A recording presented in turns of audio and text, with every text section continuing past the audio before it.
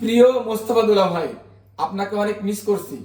এই যে ঢাকায় আপনার কাছ থেকে যে 10 দিন থেকে আসলাম, আপনার কাছ থেকে কিছুটা হলেও ট্রেনিং নিয়ে আসলাম কিভাবে নিজের কাজ নিজে করতে হয়। এই যে দেখুন, বাসায় আব্বু আম্মু কেউ নেই। আব্বুর যেহেতু হাত ভেঙে গিয়েছে, আব্বু কুষ্টিয়ায়, আম্মু কুষ্টিয়ায়।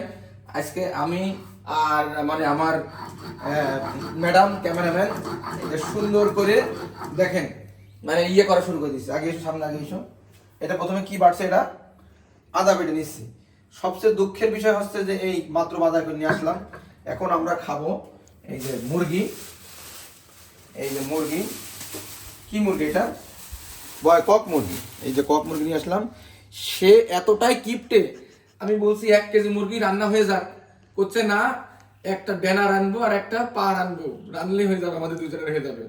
এটা মানুষ যদি শোনে তাহলে কি বলবে আমাদের, বলেন? আর কি রান্না হবে এখন আমাদের? লাল শাকটা কই? এই যে আসেন, এদিকে আসেন। বাজার মাত্র করে নিয়ে আসলাম। এই যে এই যে এইটা এইটা নিয়ে এসেছি, ঝিঙে কিনে নিয়ে এসেছি, উস্তা কিনে নিয়ে এসেছি। এই যে উস্তা কিনে নিয়ে এসেছি। আর আছে একটা পিপি, একটা পিপি আছে। এই যে একটা পিপি আছে, এটা সিদ্ধ করে জাস্ট খেলে, পিপি খেলে সিদ্ধ করে খাবো জাস্ট।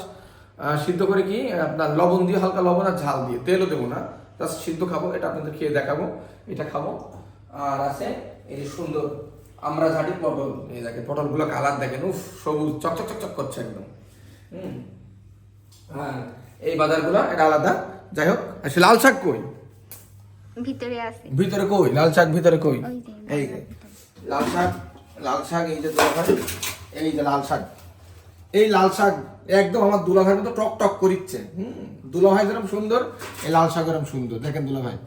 যাই হোক, আপনাকে আজকে আপনার টেকনিক, আপনার থিওরি কাজে লাগাচ্ছি। আর আজকে আমাকে এই যে মশলা বাটতে কিন্তু দিয়ে দিয়েছে।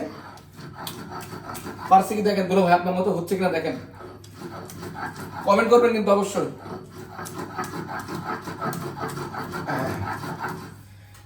এবার কি দেবো? পেঁয়াজ রসুন।